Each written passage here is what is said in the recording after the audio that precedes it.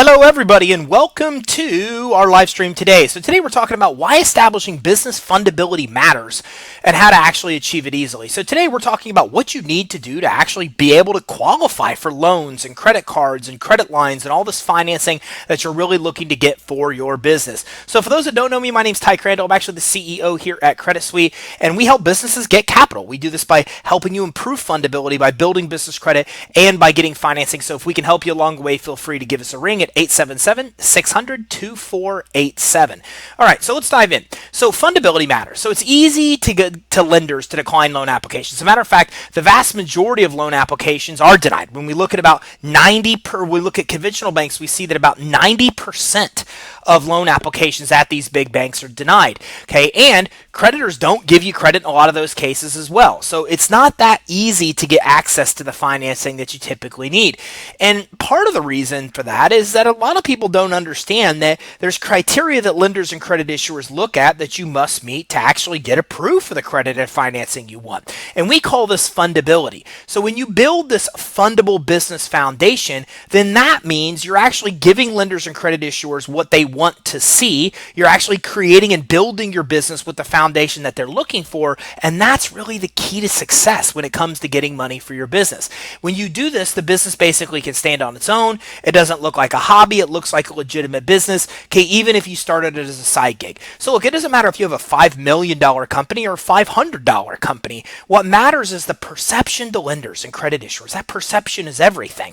And if you create the perception that you're a legitimate and credible business, then you have a great chance of getting financing for that business, whether you are a $500 business or a $5 million business. It all comes down to this fundability. So a business starts with no credit profile. Therefore, that's what's on the application is all that's reviewed. So your application must be very strong. So this is something to keep in mind.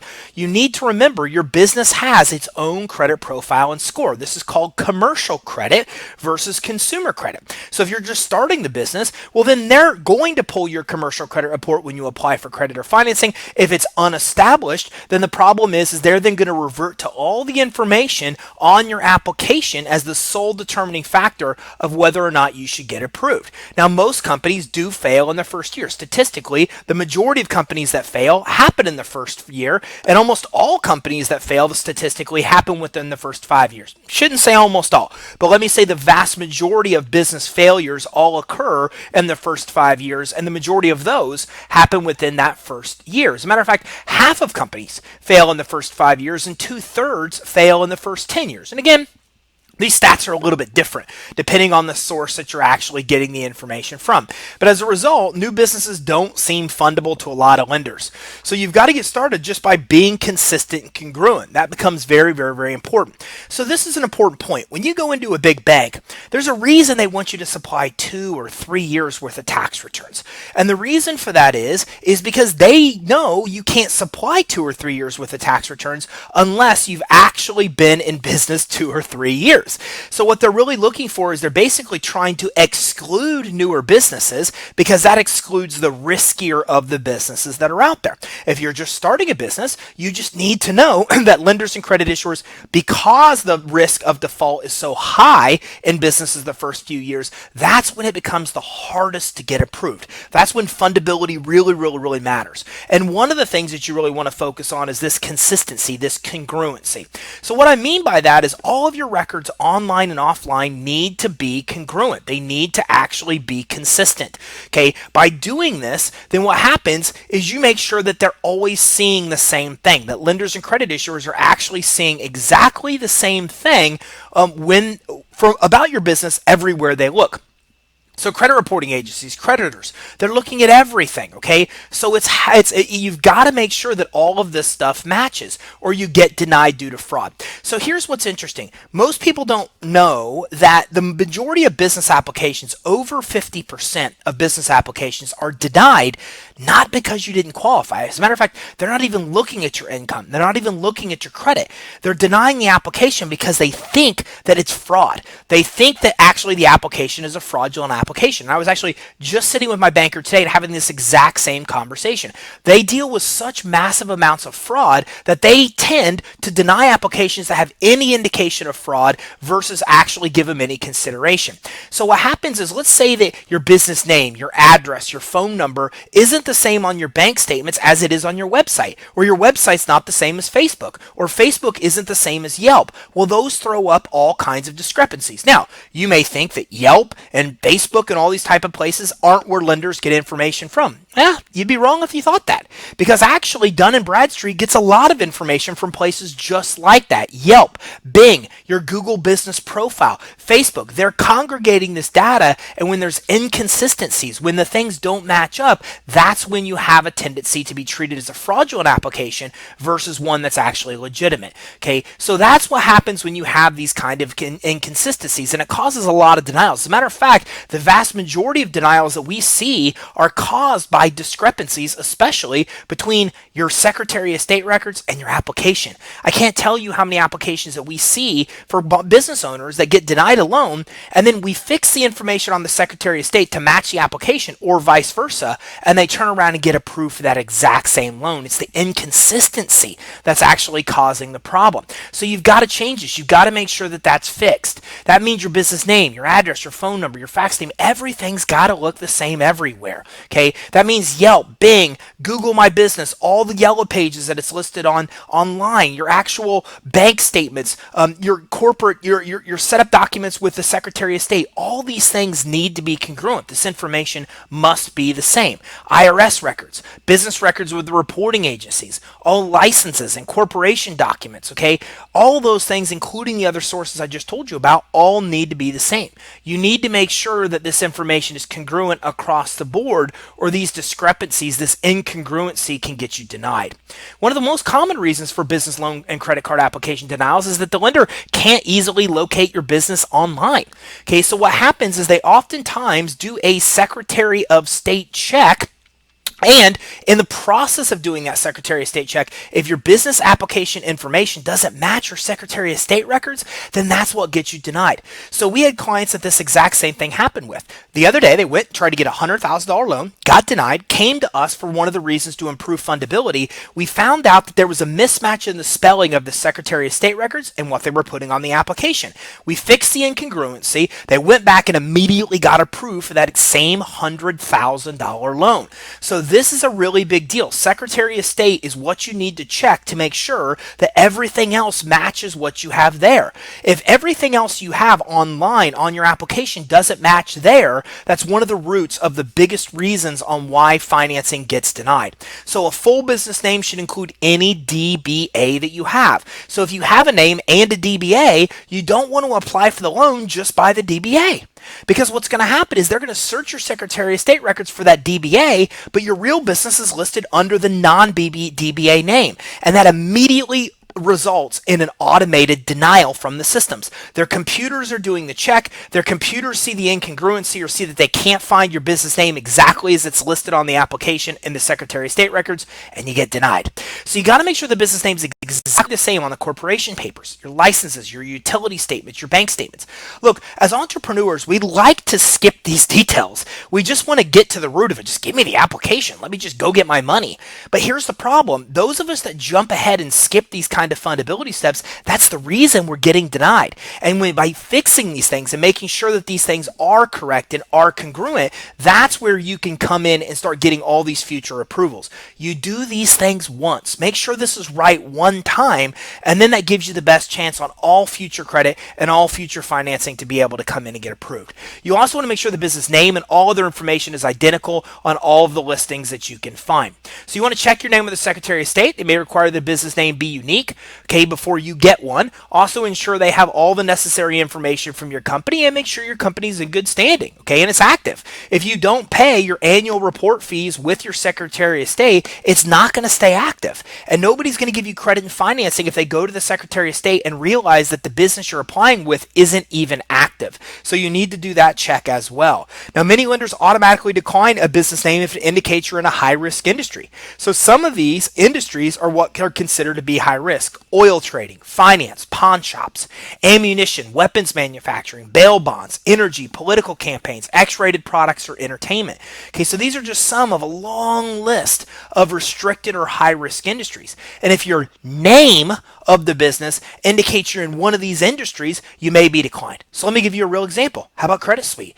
Credit is in our name. And because credit is in our name, I can't tell you how many battles we have to fight with lenders, with credit issuers, with merchant account companies, with bank account companies, because they automatically jump to all kinds of conclusions because credit is in our name. And credit obviously is in financial services. And being that we're in financial services, that automatically makes us high risk. The same with accountants, the same with mortgage brokers, the same with real estate agents. Anybody in financial services is considered to be high risk. So it really makes sense to leave credit out of our name. Now, we chose to put Credit Suite as our name because we want people to have an idea of what we do. But we understood going into that our risk of getting denied for credit and financing was increased. You need to do the same thing. You can either choose a name that really is very specific and indicates what you do, but you need to keep in mind if you're doing that and it has one of these references of a high-risk industry in the name, then that in large part can result in denials automatically by their computers just because they're seeing that you're in a high-risk industry. Or the alternative is they push you to a manual underwriting, which means they push it to a person to review and red flag your application because your name indicates that you're in one of these high-risk industries. So Chico's bail bonds can be named Chico's with no loss of integrity or clarity. And keep that in mind. As an example, high-risk and restricted industries include not just industry like bail bonds, but they also include industries like that generally have a lot of cash transactions, or the potential for industry or injury to workers is high as well. So there's a lot of reasons that a business can be labeled as high risk. And a lot of people ask me that. Well, some lenders put your industry as high risk because the pay through with that specific lender isn't good. We see a lot of lenders that will actually classify an industry as high risk, but we go to another lender that offers the exact same product and they don't show that business as being high risk. So again, it really comes down to individual lenders. It comes down to all these other factors, risk of injury, okay, a lot of cash transactions, a lot of other reasons that really classify businesses as higher risk. So let's talk a little bit about EINs and everything else associated, SIC codes. Even if you have no employees, you need a federal tax number. You need an EIN number. Look, you could be a sole proprietorship and not have an EIN, but you need to understand business credit's built under your EIN. So if you want to make sure that you actually have the best chance of getting approved for credit financing, you want to get your EIN set up. It's completely free to do if you go to irs.gov. Okay, we actually just had somebody in our Facebook group the other day that had went all the way through the process and got to a point where they were asking for a payment for the EIN. This is going to happen if you look at one of these sites that makes it look like they're an IRS site, but they're really not. You got to go to irs.gov. It always needs to be an irs.gov URL to get this free EIN number. So think of it like this. The EIN is how the government recognizes your business is legitimate, the same as your Social Security number is how they recognize you as an individual being legitimate here in the United States. If you're a citizen in the United States, you get a Social Security number. And the Social Security number is how the IRS recognizes that you're a citizen of the United States. When you have a business in the United States, you're issued an EIN number. The EIN number is used by the IRS to recognize you as having a legitimate business in the United States. So it's very important for many reasons to have this EIN number. Plus, it's used to do things like build your bank account or open your bank account as well as building your business credit. You also need to make sure you take the time to verify that this information is the same everywhere it's listed. I once actually picked up the wrong paper for another corporation that I owned and wrote the EIN number for another corporation, and then the place I did that, I kept coming back and referencing the EIN. So I had two businesses. Filled an application for business one. I actually accidentally used the EIN for business two. Then the worst part is that document I used again and again and again for business one using the EIN number for business two. It had to go through all kinds of corrections. So I am a perfect example of why you need to make sure that this EIN number is correct everywhere that it is listed. Okay, now beyond that, you also need to make sure your address to the IRS is the same as it's listed everywhere else. And when getting your EIN, you need to make sure that you choose your appropriate business entity entity. Actually, that happens first. You're actually going to set up your entity first with the Secretary of State, then you're going to make sure that you take the step to get the EIN after that, but you need to make sure that all this information is congruent. When it comes to entities, you really should choose a corporation. You really should choose an LLC. Those give you the best chance of limiting your liability, and they give you the absolute best chance of not getting audited. Okay, it's kind of crazy. Like, a corporation gets audited 1 in 50 times. A sole proprietorship gets audited 1 in 7 times.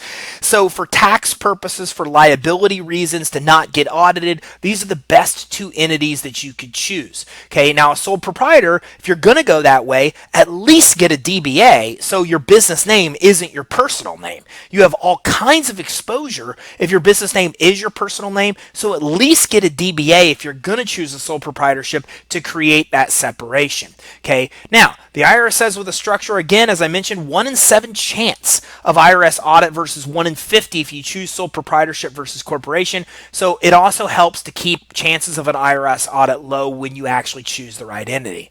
Now, to get financing or credit for your business, you've got to have that entity, as we talked about. Okay, it's what really separates you from the business. And if you ever want to get away from personal liability and personal guarantees, this becomes very important. You need to have you be separate from the business so you have that chance. Now, I'm not an attorney, and this is not legal advice, but it also helps you for lawsuits and such as well. If you're a sole proprietorship, you are the business. The business gets sued, you get sued. You're one and the same. You don't want that. Instead, what you want is you want to be separate from your business. A corporation or LLC separates you, so if the business, for example, is ever involved in a loose lawsuit, they're not by default just suing you as well. Okay, so it gives you a lot better chances of avoiding lawsuits, as well as better chances when it comes to getting IRS audits and all these other things that we've talked about. So these entities by default eliminate your personal liability, and again, that makes it easy for you to build corporate credit and not have those personal guarantees. So make sure your entity is also set up in the same state as your business address. Okay, in almost all cases. Don't get me wrong, you're going to get big enough where your accountants are going to advise you to do things differently. We just got there. Our accountants are now telling us to go open up Delaware corporations and move everything to Delaware because it protects our interests legally. But in a lot of cases, it took us many years to get to a point where that advice was given to us by our accountants. In most cases, when it comes to lenders and credit issuers, they want to make sure that everything adds up. And everything adds up if your business address is in the same place that your entity is set up. When it's not, it throws up all kinds of red flags. So that's something that you really want to watch out for. You want to verify, again, all the listings show the same information as we talked about before.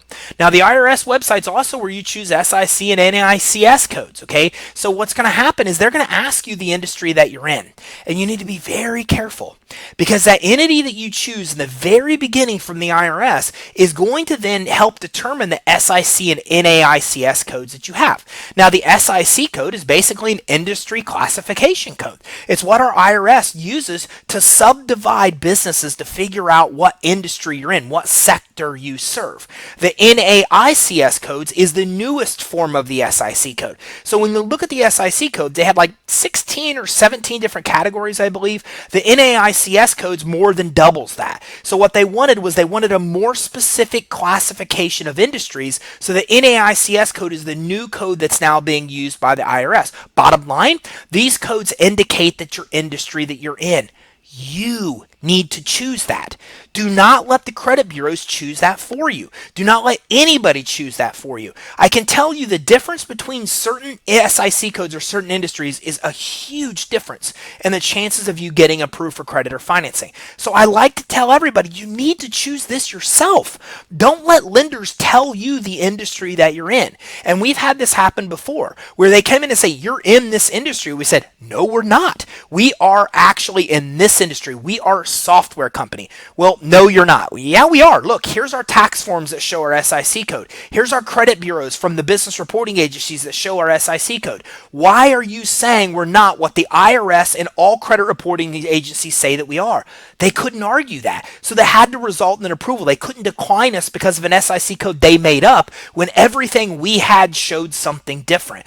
You choose this. Don't let it be chosen for you. Okay, these codes spell out if you're in a high risk or restricted industry. So if more than one code applies and it's not high risk or restricted, then use that one. You choose. We knew this. We knew that coming in when it came to lending and credit issuing, that financial services was going to be considered to be high risk. But since everything we sell is software, then we went with the software SIC code. We made sure our business credit reports all reflect that we're in the right SIC code. And when there weren't, with one of the bureaus, we challenged it. And they came back and said, well, we get this information from other sources. And we supplied our tax returns, and we supplied the other credit bureau's reports that said, everybody else has it right, why do you have it wrong?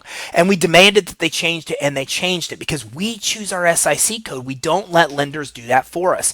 And that's something that's very, very important, so you're not put into this high-risk designation, which is what a lot of lenders and credit issuers are going to want to do. Okay, so you choose the SIC code that makes the most sense. In our example, nothing unethical about this. We sell software. Every penny we collect from a customer is selling our business credit builder software that helps business owners qualify for financing, build business credit, and actually access financing. So as a result, we can choose. Are we financial services? Are we software? We choose, and we're choosing an SIC code that doesn't by default put us into a high-risk industry. So business address is a must. You really should try to have a real physical business address. Okay, must be a deliverable physical address. Cannot be a PO box, cannot be a UPS address. Preferably, you also don't want it to be a home address either. Nowadays, they're putting Google Street Views of your business address on your actual business credit report, okay? So as a result of that, you don't want to have a picture of your house on your commercial credit report if you could avoid it. Avoid PO boxes, avoid UPS addresses, okay? Home address at absolute last resort, okay? Again, lenders will look at UPS, USPS. They'll see on Google Maps that you're using a home address. So if you often get an immediate decline. Okay, now let's talk about this. If you're using a home address when you're applying for business credit cards, let's say Staples, for example, well, they're going to approve you. But if you go to Walmart, they wouldn't. So that's the whole key here, is that some sources will still approve you with the home address. Other sources won't approve you. So the goal here is to get approved, and the way to get approved is to make sure that you actually are not using a UPS or a PO box and not using a home address if you can. Okay, so if your company is just you, well then consider a virtual address. Places like Regis, okay, places like you can go to creditsuite.com/virtual and see who we recommend for virtual offices. And in doing so, you could get a physical address where you're renting the mail to get delivered there without the physical address. So if I go lease a building, it could cost me thousands of dollars a month. But I can rent an address for $100, $200 a month. It makes it look like I'm in a high-rise building in Tampa, Florida, when really I'm working from my home and just using that address for mail purposes instead. We like Regis, we like DaVinci, we like Alliance. We like Alliance better than any of them. Now, John says, I currently have an EIN as a sole prop. Well, I need to apply for a new EIN after becoming an LLC. No, you can actually get an EIN and just change your entity. Your accountant can even help you do that fairly easily. John says, I changed my DBA name to reflect the LLC designation. Yeah, you can, but again, the better call for you, John, is that you probably want to consider actually coming in and changing it to an LLC, not adding the DBA, but adding the DBA to the sole prop would be the second alternative. And again, how do I choose if you have the wrong code? Well, it starts on your tax return. So somebody's saying, hey, listen, Lil Aid is coming in and saying, hey, what happens if I have the wrong SIC code? Great question. Well, the answer there is that you actually want to pull your taxes, make sure that you can get with your accountant and go backwards and update the SIC code on your tax returns if you can, or at least do it moving forward. Get your business credit reports and make sure that you dispute with them that they have the right SIC code as well. Okay, so virtual addresses are the alternative to UPS and also to PO boxes. So here's my order. Number one, physical business address if you can get it. If you can't, then get a virtual address, choice 2. Last resort, home address. PO boxes and UPS addresses don't even exist. You need to exclude them. You can never use them. Here's why. Lenders have a secret database of all UPS addresses, of all virtual or these mailbox type sources like PO boxes. If you're using a UPS store, they're in that database. It often results in immediate declines. That's why you want to avoid UPS and virtual or UPS, and you want to avoid PO boxes at all cost. You want to choose physical address first, virtual address second, home address at absolute last resort.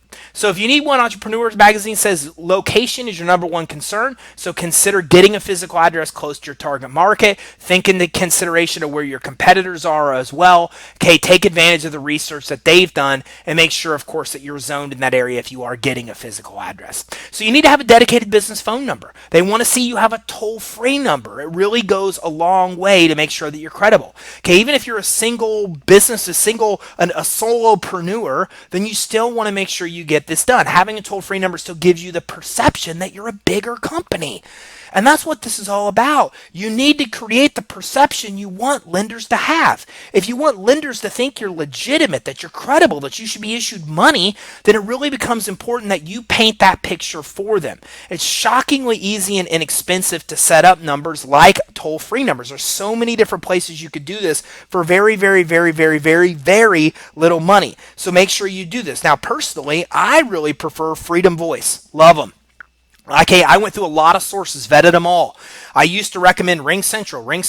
Then I tried Ring Central and they were horrible. Now I use Freedom Voice and it was phenomenal. Their app's phenomenal. Their service is phenomenal. And I'm not telling you this to sell you some affiliate relationship, right? I mean, I'm not giving you a special link to enroll. I'm just telling you from experience, Freedom Voice is very cheap, very affordable. I get faxes from my phone number. I get a toll-free number and it's all very cheap to do. So get a phone number, get a fax number. Never leave that information blank, okay, on an actual application. So a cell phone or a home phone is your main business line, that's going to get you flagged. You just can't do it. Okay, we use the same technology lenders use, and it immediately spits out and tells our customers whether or not they're using a voice over, or whether or not they're using an actual cell phone, home phone, or business phone. Voice over IP is more than okay, but never use a personal cell or residential phone on an application. I mean, that's just an immediate way to get declined. Okay, you should also get your phone number listed with 411. Now, I've told you in the past you should use a company like Rings, or you should use a company called List Yourself. If you're going to do this, do it now. We just received notice that List Yourself probably isn't going to be around a long time, and you don't want to wait a month or 2 months to get listed with 411. So make sure you go to get your phone number listed with 411. One of the easier ways to do that is to actually do that directly through List Yourself. So make sure that you're listed. You can't go. 411.com is not 411. So go to listyourself.net. That's a great place to get this phone number actually listed. Okay, that could really, really, really help you. Now, Bill says I have 9 trades report to DMB. What is the next step for cash credit cards? Well, I'll tell you, Bill, you're going to need to make sure that you have credit reporting with Experian and Equifax. It takes about 14 to 15 trades to be able to get to a point where you can get the Visa card, the MasterCard, the American Express. So let me clarify, okay, because we created this terminology, cash credit. These are Visa cards, these are MasterCards, these are American Express, not credit lines. But when you get to about 14, 15 trade lines and one of those has a $10,000 high credit limit, that's what you needed to actually get you there. So credit providers will research your company online. If it's best that they learn everything they need to learn from your website directly, okay?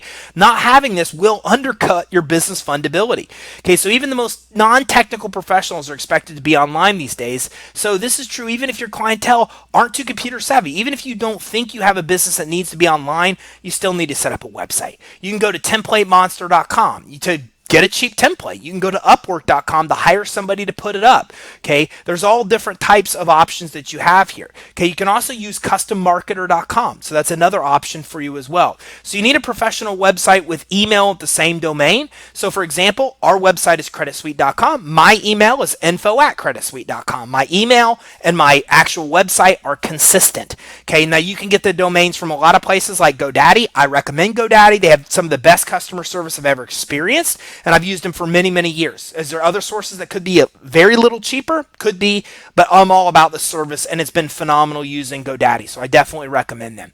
But again, your business name should be your domain name as well. Okay, I've owned a company where it wasn't, and I've dealt with the problems of that firsthand. Everybody came looking for us at the actual company's name. Okay, it was elitecredit.com, or it was Elite Credit was the company, but we didn't own elitecredit.com. So we had all kinds of issues with people going to elitecredit.com to try to get to us, but that wasn't our actual website. So when I'm choosing an entity name, I really make sure that that domain is available. It's the very first thing I do. When I'm choosing a business name, I go to make sure that domain is available. If the domain for that business name I want isn't available, I don't even get the business name. So really think about that. You've got to make sure this business name is available in your state with the Secretary of State, and you need to make sure you can get the domain with that as well. Okay, now if you can't get your domain, you got to get creative. But if you're going to get creative, then you don't want to misspell names. You don't want to put numbers or numerals in there. You don't want, those types of things just make it hard for people to understand. So let me give you an example. CreditSuite.com. Never thought about this when we set up the name, but do you know how many times, every time I say CreditSuite.com, I have to spell suite, S-U-I-T-E, because there's two ways to spell the word suite. And believe it or not, a lot of people spell suite the other way, okay, S-W-E-E-T. So these are things you have to think about, because now every single time we give out our domain, we have to spell it out, CreditSuite.com. That's S-U-I-T-E.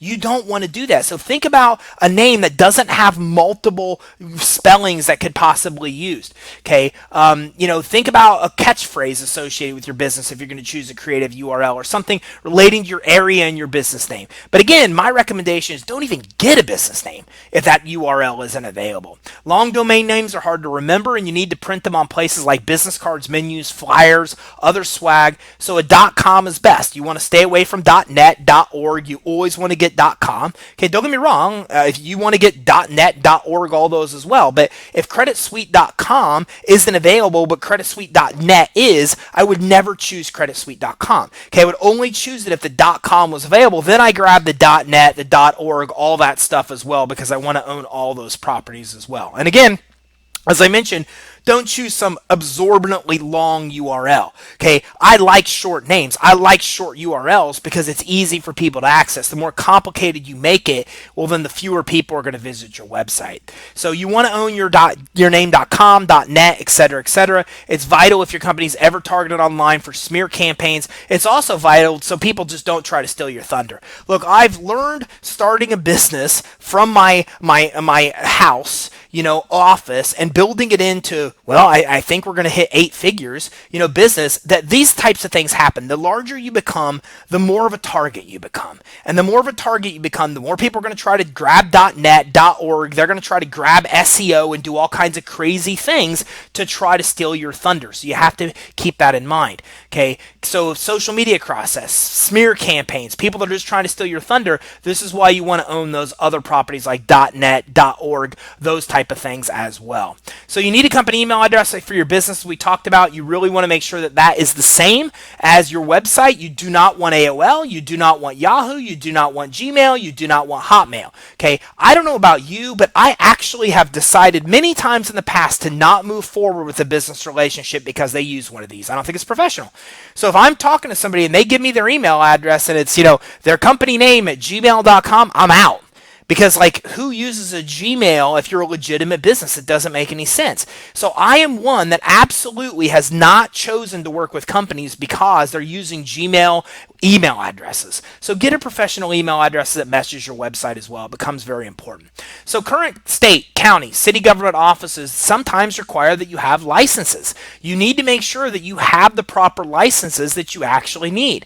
And make sure that all these records have the information listed correctly on your licenses everywhere else. Make sure your phone bills, your power bills, everything lists all that information that we talked about congruent, and it's all congruent with your licensing as well. That's definitely necessary. Now, Bill says, what can cause a trade to fall off your credit report? Okay, well, typically, you dispute it results in a lot of that. I've seen people dispute one account and get their entire Dun & Bradstreet credit profile wiped out. Now, we help all of our clients go through this dispute process where that doesn't happen, but if you're a novice in doing that on your own, that can happen, or the credit issuer, for some reason, can electively decide to do that as well. But in a lot of cases, just so you know, Bill, it might be even that you don't have enough accounts reporting on Dun & Bradstreet. If you don't have 3 accounts reporting, for example, with Dun & Bradstreet, and then something happens, you dispute one and you go down to only 2 accounts, well, then they won't show any of the other accounts there. So those are some contributing factors that could actually account for that. So business identification numbers. The best known number is your DUNS number from Dun & Bradstreet. Okay, if you can't find that or you don't know if you have it, well, then you can actually go to creditsuite.com/reports.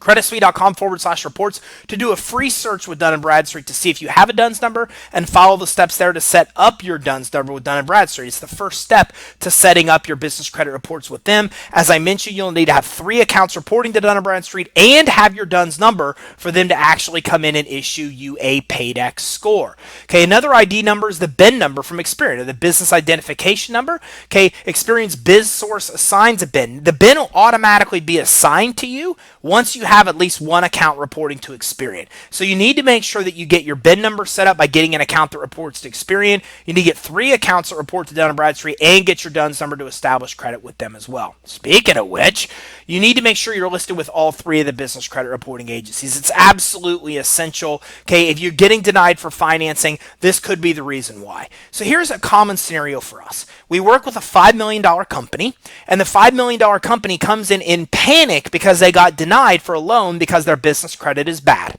We pull the business credit report, and what we find is no credit.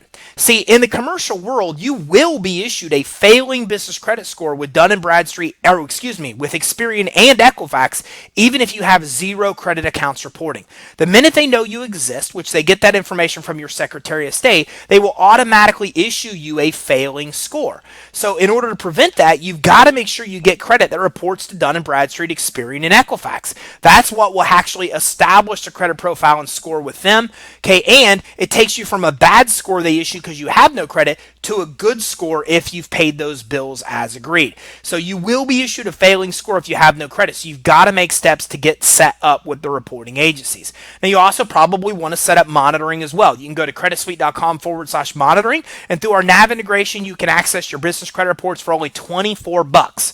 Saves you 90% from what you're actually going to pay directly with the credit reporting agencies. And check all your listings. Is it accurate? Is it complete? If it's not, dispute it. Okay, so that's what you want to do. You want to get your business credit reports and manage them the same as you do your consumer credit reports. Never forget this. Your commercial credit report is as important to your business as your personal credit is to you as an individual. Can you imagine living life with no credit or bad credit your entire life? It would be a nightmare. It's the same thing with your business. Your business can't survive long term without establishing its credit report and score. So you got to make sure you set it up, and you got to make sure that you're monitoring it regularly as well.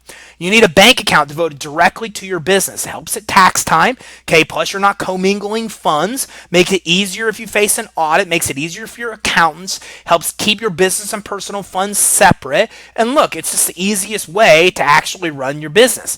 Not to mention that if you ever change business ownership, especially, a lot of times lenders will look up the date that you set up your bank account as the real date the corporation or entity was set up. Meaning, if they have any question of whether or not you're using a shelf corporation, they're going to immediately default to bank account open date versus entity setup date. So a lot of different reasons here. Having a business bank account is set up. It's one of the first things that you should do. Here's my order. Set up entity, get EIN, set up bank account. Whenever I set up any business, those 3 things by default are immediately the first 3 things that I do. You always need to do those 3 things. Set up your entity, set up your EIN, and then make sure that you're setting up this business bank account. Okay. You also need to be looking in the future. Okay. A lot of loans become available because you have a business bank account and you have money running through it. So you need to make sure that you have this set up, and it makes it much easier to get approved for the financing you're looking for. Now, long term. This is not short term. Long term, if you want to get an SBA loan, You need to make sure that you're keeping at least $10,000 in your business bank account over a 90-day period.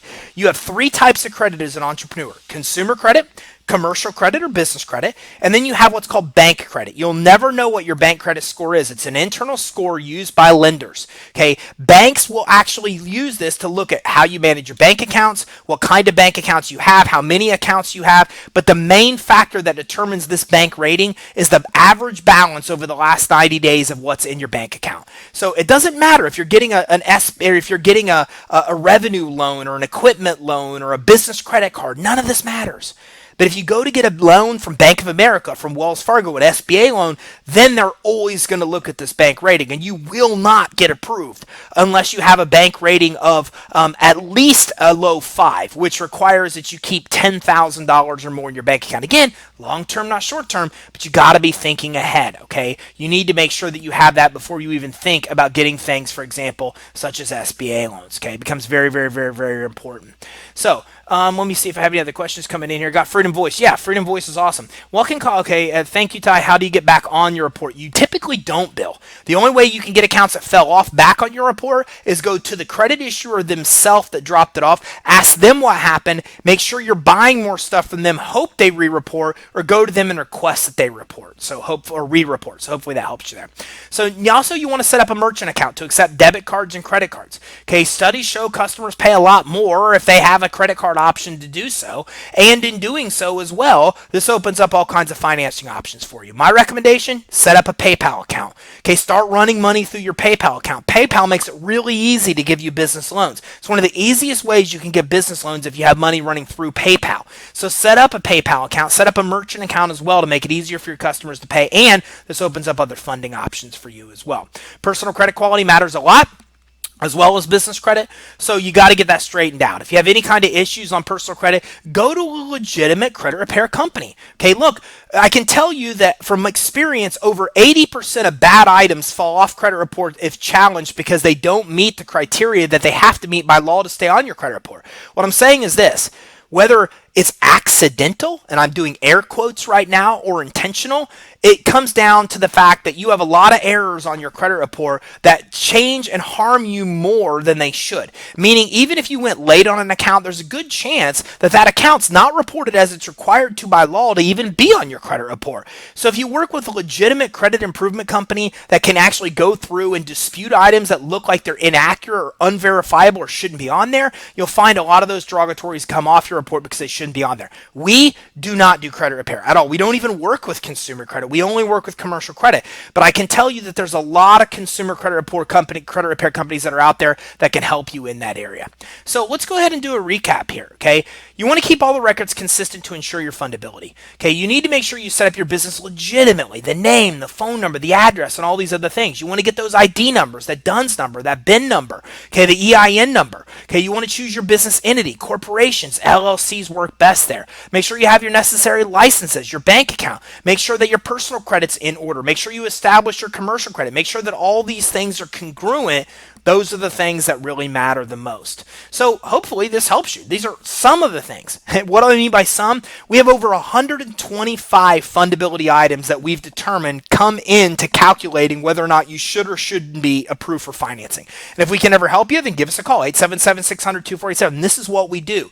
We help walk through all these 125 fundability options to make sure your business is really set up the right way to have the best chance of getting approved for credit and financing. We talked about, I don't know, maybe 20 of these items today. So you want to at least go through the things that we've talked about to make sure these things are set up so your business is the most fundable. It really, really becomes important. Okay, and Bill says, thank you, Ty. How do you, we actually answered that question. So as I wrap up, don't forget to follow us on our social media channels. On the top right of our page, creditsuite.com. We finally fixed our YouTube audio issues today. And as you can see, this is a cool format. Those of you that have been patient with me the last few months, thank you. Thank you.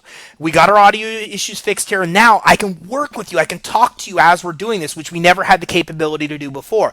We are about ready to go back on Facebook Live and fix those issues now that we've got those things corrected. So we go live on Facebook weekly, live on YouTube weekly, and you can actually engage with me and answer questions and have them ask questions and have them answered in real time. You can also see our post on Twitter, on Instagram, daily. You can access hundreds of videos on our YouTube channel that will help you as well. And of course, if you're interested interested in getting credit financing for your business, then reach out to us and let us see what we can do to help. 877-600-2487, info@creditsuite.com. Thanks everybody for tuning in. Thanks for your engagement and your questions. I hope you all have a great day.